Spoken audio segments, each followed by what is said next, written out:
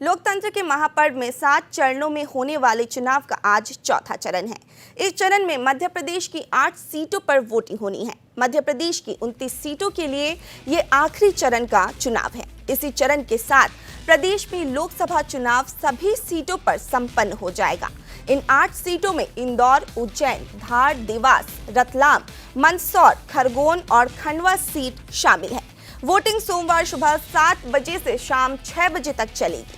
चौथे चरण में कुल 74 प्रत्याशी मैदान में हैं, जिनमें से 69 पुरुष और 5 महिला उम्मीदवार हैं। चौथे चरण में 1,63,70,654 मतदाता अपने मताधिकार का प्रयोग करेंगे। आपको बता दें कि इंदौर क्षेत्र में सबसे ज्यादा 25,26,803 वोटर हैं, जबकि उज्जैन में सबसे कम 17,98,704 मतदाता है। वोटिंग के लिए 18,007 मतदान केंद्र बनाए गए हैं, जिनमें से 3,080 मतदान केंद्र संवेदनशील और 53 केंद्र अति संवेदनशील हैं। इसके लिए 12,180 मतदान केंद्रों की वेबकास्टिंग की जा रही है। मतदान में बाधा डालने वाले तत्वों पर निगरानी रखने के लिए संवेदनशील मतदान केंद्रों के भीतर और बाहर सीसीटीवी कैमरे लगाए गए हैं। चुनाव कार्य पूरा कराने के लिए 72,000 से ज्यादा मतदान कर्मचारी मतदान केंद्रों पर लगाए गए हैं। इनमें से 2,001 ऐसे मतदान केंद्र हैं जिनका संचालन महिलाएं कर रही हैं, जबकि 67 मतदान केंद्र दिव्यांगों द्वारा संचालित किया जा रहा है। वहीं मध्य प्रदेश के 8 लोकसभा सीटों पर मतदान के लिए 946 आदर्श मतदान केंद्र बनाए गए हैं। 69 पुरुष और 5 महिला उम्मीदवार की किस्मत दांव पर।